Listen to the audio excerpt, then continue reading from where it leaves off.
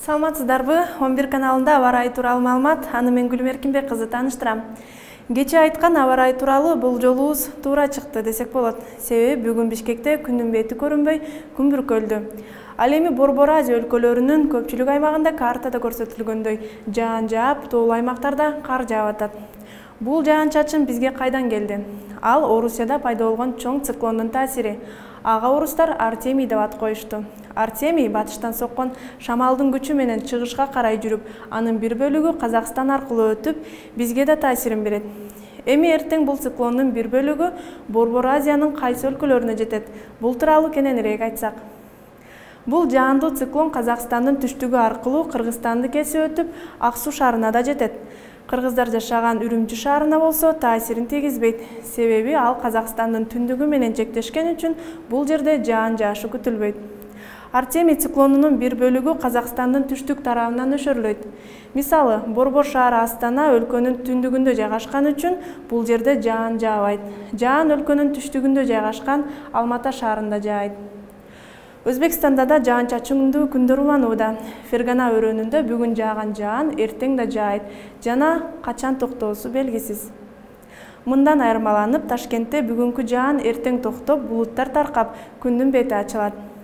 Ал эми Нукус өрөөнүндө бүгүн себелеп жааган жаан эртең катуу жаап, чагылган менен коштолот. Көчөгө чыкканда сак болуңуздар. Мындай климат жакын жайгашкан өлкөлөргө таасирин бербей койбойт. Жаан Нукус аркылуу Түркмөнстандын Дашогуз өрөөнүнө да жетет. Бул жерде түнкүсүн жаан жаап, түнкүсүн токтоп, кайра эле кечинде жаан нөшөрлөп баштайт. Ал эми Борбор шаары Ашхабадда күн бүркөлсө жаан жаайт деп кооптонбосоңуздар болот. Шаар өлкөнүн түштүгүндө жайгашкан үчүн циклон бул жерге тийбей өтөт. Тажикстанда да ушундай. Борбор кала Душанбеде ченемден ашык жаан төгүп атат. Кечээ жана бүгүн жааган жаан эртең да токтошу белгисиз.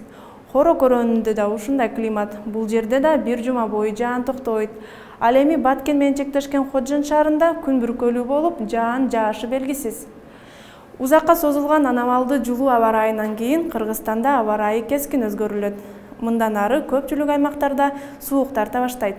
Эртең болсо түнкүсүн жаан-чачын күтүлбөйт. Күндүз Чүй, Талас, Ош, Жалал Абад, Баткен жана Нарын областарынын айрым жерлеринде бир аз жаан, тоолуу райондордо кар жаашы күтүлөт.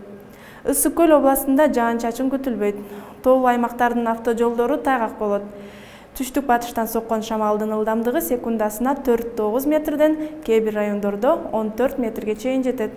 Мындай аба ырайы автожолдордун абалын начарлатат. Унаа, энергетика жана коммуналдык кызматтардын ишин жана жайыттарда мал кармоону кыйындатат.